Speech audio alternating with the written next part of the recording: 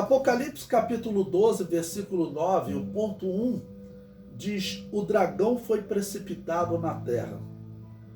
E foi precipitado o grande dragão, a antiga serpente, chamada o diabo e Satanás, que engana todo mundo.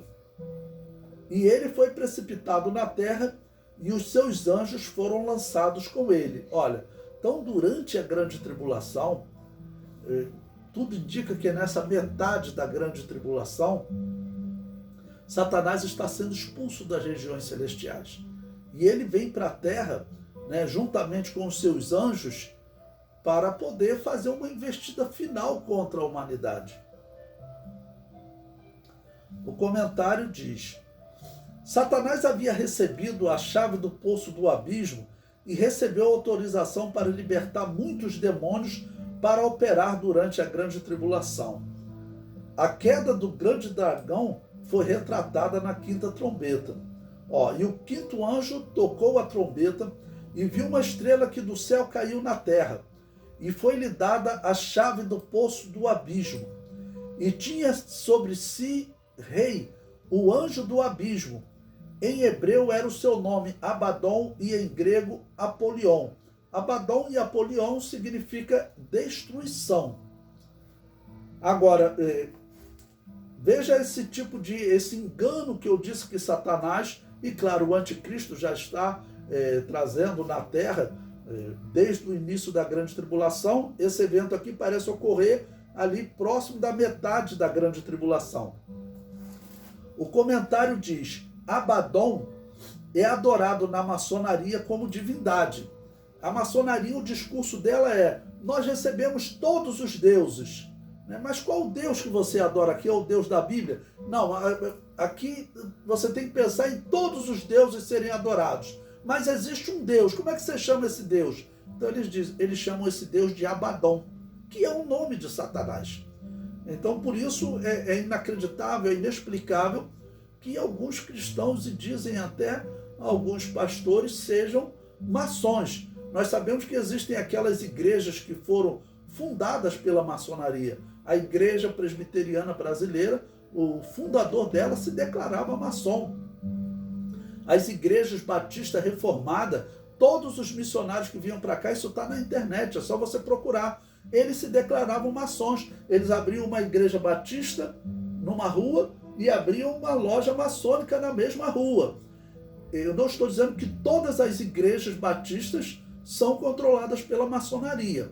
As igrejas reformadas, elas eram controladas pela maçonaria. Mas existem igrejas batistas que não são reformadas, que não acreditam na doutrina da predestinação, que não seguem Calvino, que não seguem a doutrina reformada. Essas são as igrejas batistas cristãs. O comentário prossegue: sabemos tratar-se de Satanás, e durante a grande tribulação os homens adorarão a Satanás através da maçonaria. Eu conheço homens que foram maçons e que eles se dizem espantados, com alguns cristãos que estão lá dentro da maçonaria. Por quê? Porque é satanismo. Eles dizem: aquilo é satanismo.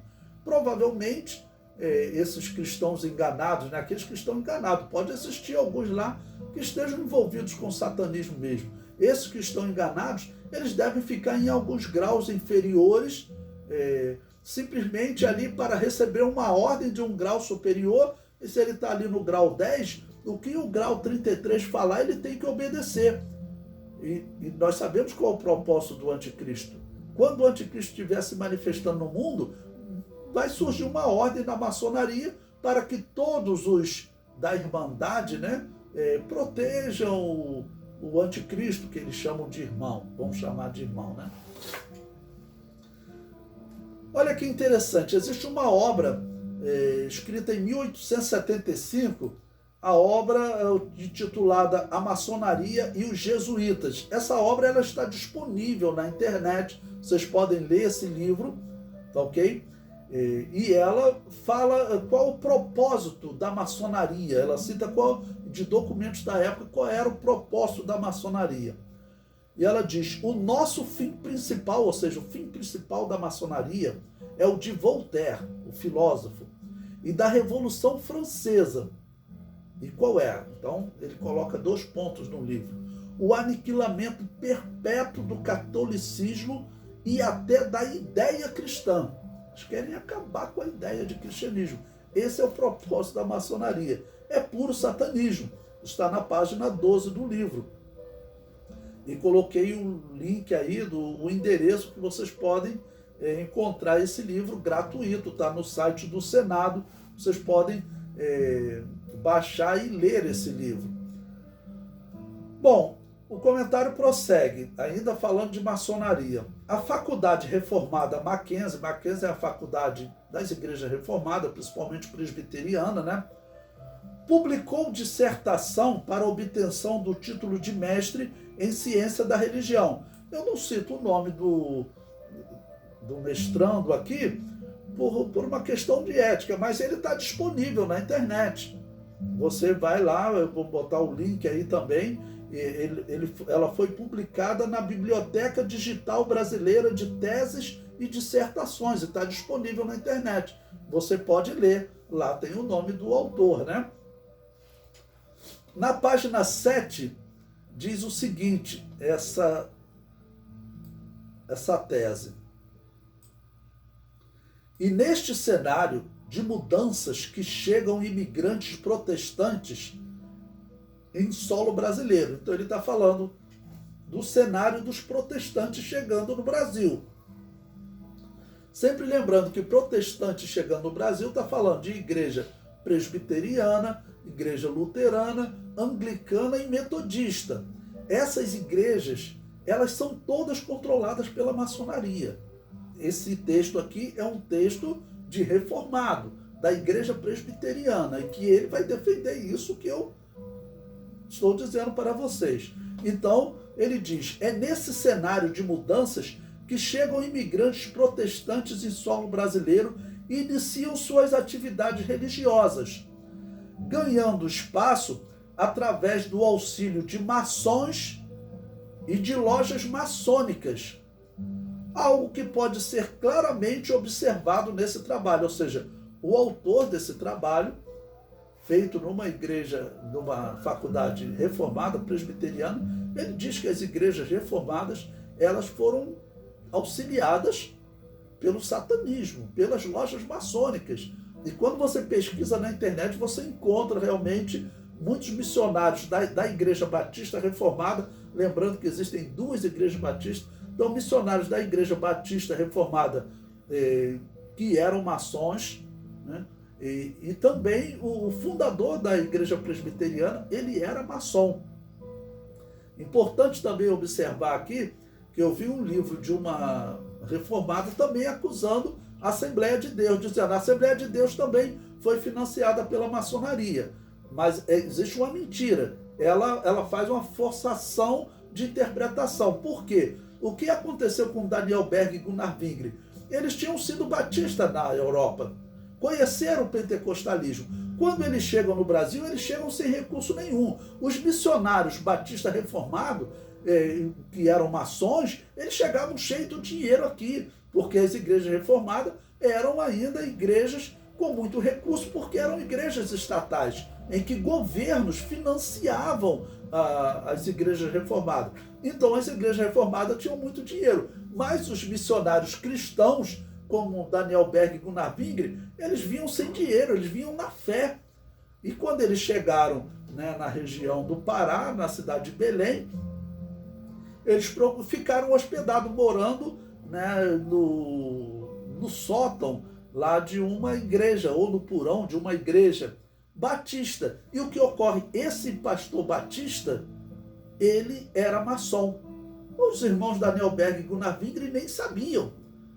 Então eles ficaram ali hospedados. Como eles tinham pouco recurso, foi o meio que eles acharam de começar a pregar o evangelho. Mas eles não foram financiados pela maçonaria. Até hoje eu digo, muitos batistas não sabem diferenciar igreja batista de igreja batista.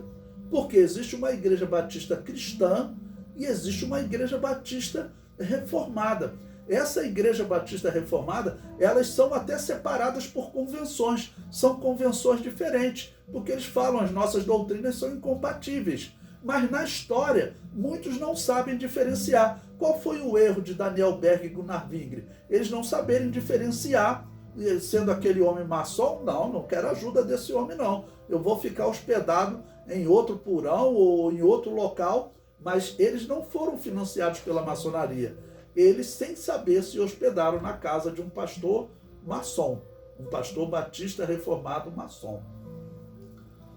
O comentário da tese prossegue, né? Depois dele afirmar que as igrejas reformadas foram financiadas, receberam o auxílio de maçons e das lojas maçônicas, ele diz: portanto, concluímos definindo que o papel exercido pela maçonaria no Brasil, especificamente aos presbiterianos, foi de suma importância para a fixação e desenvolvimento desta tradição reformada em solo brasileiro, que vem até os nossos dias.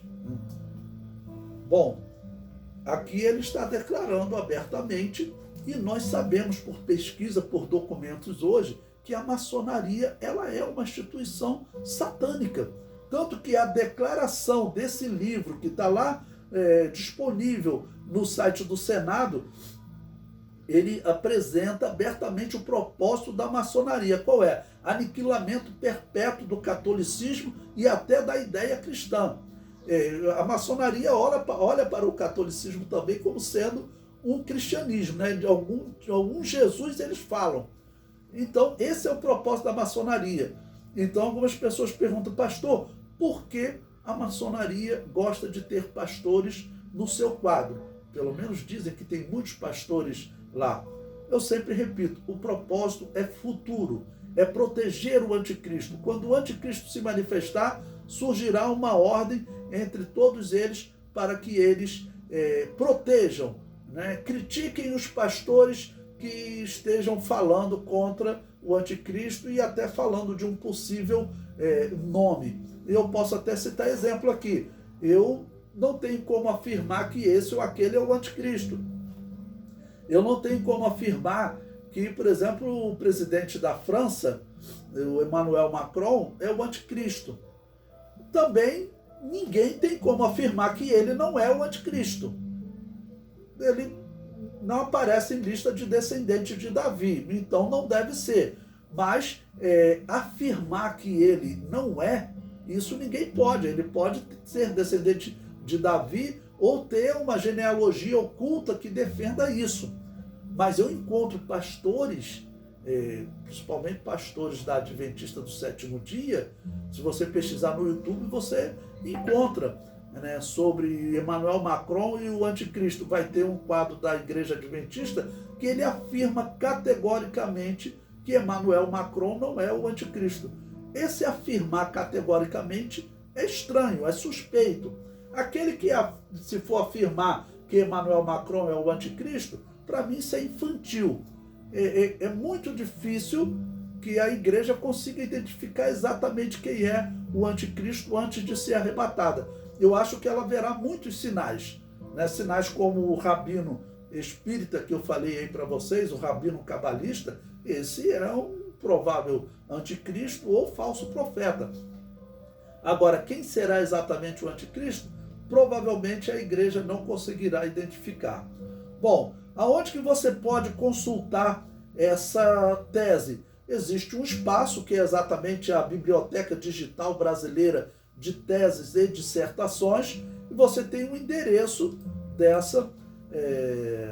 desse endereço na internet, onde você pode consultar essa tese e ler toda a tese, tudo que ele fala da importância da maçonaria para a igreja presbiteriana. Esse aqui não é um crítico, não. Ele está dizendo que realmente na igreja presbiteriana funciona assim. E é em todas as igrejas reformadas.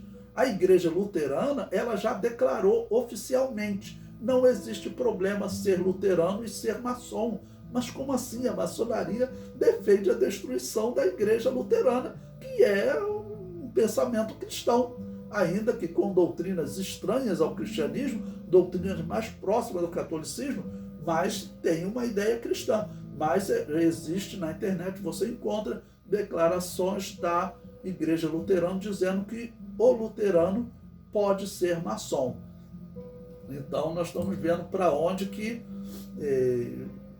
as seitas estão caminhando e como elas estão tentando influenciar a igreja cristã. Existe até a Igreja Assembleia de Deus que às vezes é preocupante falar contra a maçonaria, né?